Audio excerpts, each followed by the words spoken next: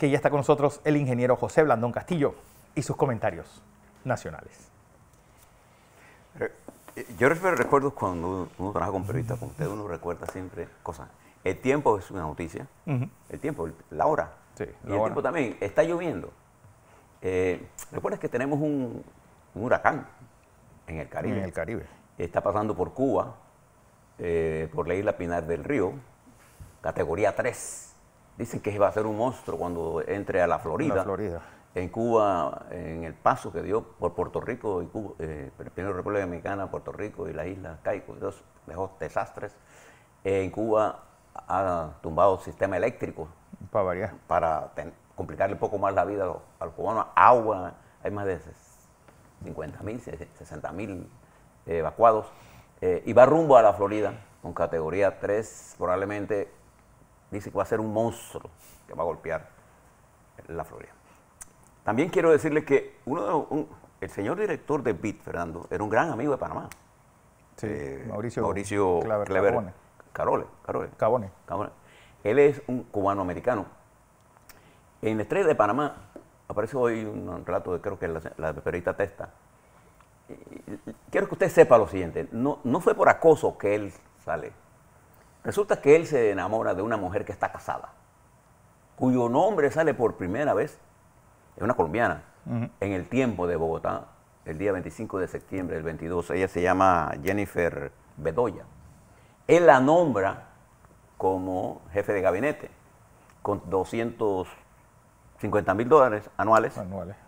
Y le hace dos aumentos, uno por 350.000 unos meses anuales. Sí, que el hombre estaba enamorado de verdad. Hombre. Y 450.000 anuales. Pero según la versión que aparece en Estrella de Panamá es que él firma un acuerdo de que ella se iba a divorciar y se iban a casar, y lo firman en un mantel y lo recoge ella y lo mete en su cartera, y el esposo lo encuentra. Y ahí comienza el tormento. O sea, un alto ejecutivo, es la primera vez que yo veo que un alto ejecutivo del banco, a su más alto nivel, lo despide el directorio así. Yo no me recuerdo. No recuerdo. Y del BID menos. Porque además... Que el BID de todo ha tenido muy pocos directores porque tenían gente... Pero además era de América Latina. Enrique Iglesias Esta es la primera vez que es Luis Moreno es un norteamericano. Es un norteamericano. Y lo impuso Trump.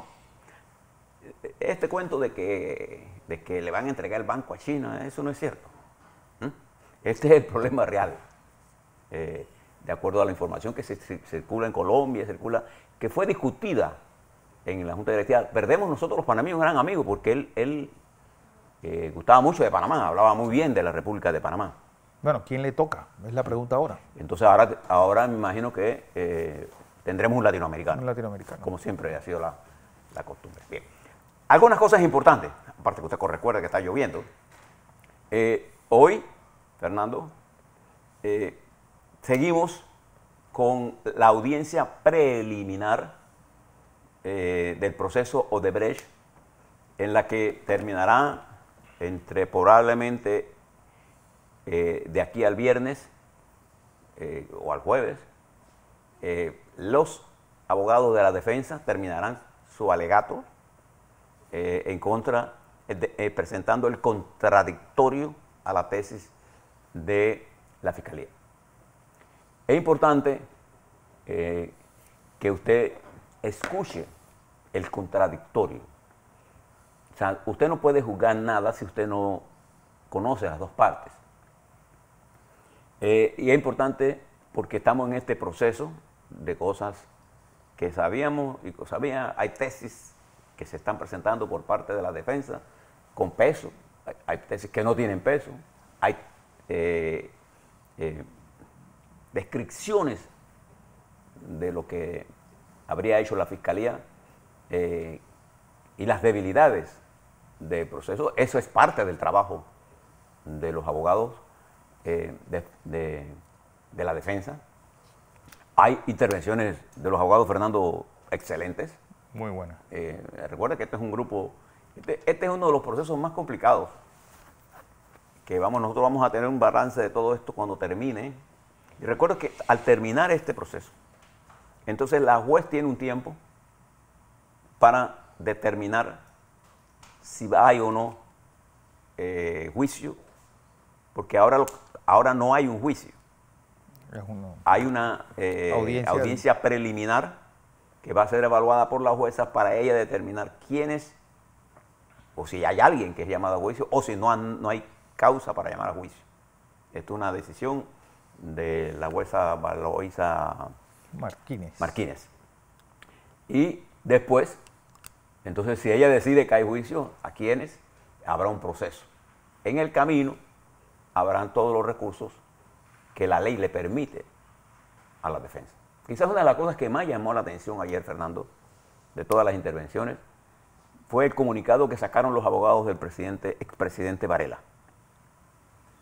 Sobre todo porque hay videos en donde el presidente Varela expresaba que él no iba a entrar al palacio, bajo ninguna circunstancia. Ahora, lo que diga el presidente Varela es una cosa, y otra cosa lo que hagan su defensa. Su defensa tiene el derecho. Es que debemos ubicarnos bien cuando usted le puede o no gustar a Varela, ese no es el punto. La defensa de Varela tiene el derecho en la ley para poner lo que quiera.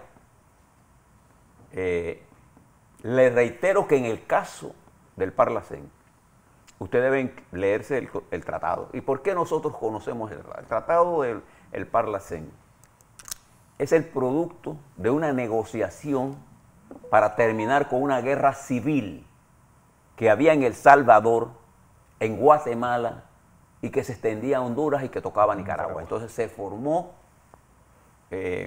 una serie de negociaciones, de tratados. Dentro de ese tratado está la parte política, que es el Parlacén. El Parlacén intentaba ser una especie de lo que es el Parlamento Europeo. El Parlamento Europeo, porque sus decisiones no son vinculantes, pero era la acción política para romper el impasse entre los países y lograr una especie de integración o un fórum político de decisiones políticas. Sus decisiones no son vinculantes a los países, pero la Constitución de la República de Panamá y la de América Central establece que el que es miembro del Parlacén tiene los mismos derechos constitucionales que tiene un diputado del país correspondiente. Por ejemplo, si en Panamá los diputados son solo juzgados por la Corte Suprema de Justicia, solo deben ser juzgados por la Corte Suprema de Justicia. ¿Usted recuerda cuando Ricardo Martinelli vino? Él fue juzgado por la Corte Suprema de Justicia porque él se había juramentado. Y el proceso se pasó de la Corte Suprema de Justicia cuando Ricardo Martinelli decide renunciar. Y se tuvo que presentar la carta de renuncia. ¿Por qué? Porque esta no es una formalidad, este es un requerimiento fundamental para establecer que usted siendo presidente o vicepresidente de los países signatarios del Parlacén, tienen por derecho propio, pero ese derecho propio tiene que materializarse. Se materializa con la toma de posición en Guatemala. Bien, les explico esto porque lo que más llama la atención es esto, porque contradice lo que políticamente decía el presidente y expresa una preocupación adicional que tiene la defensa con respecto a la fortaleza del caso, con el caso Varela. Nada más para que usted tenga todas las cosas en la mesa. Es importante darle seguimiento a esto, porque está en juego la balanza de la justicia. Eso es lo que está en juego. Hay otro proceso que arranca hoy, que es el proceso que se le sigue a 15 diputados de Cambio Democrático. Proceso que arranca con una investigación que se produce en noviembre del 21, cuando el hecho jurídico se produce el 1 de julio del 21. Y el reglamento que se le quiere aplicar a ese hecho jurídico es de 2 meses después de que ocurre el hecho. Lo que es una violación al debido proceso, porque los diputados deben conocer antes de su postulación de su postulación todos los procedimientos que indican su revocatoria de mandato o su expulsión del partido. Esto no ocurrió ayer.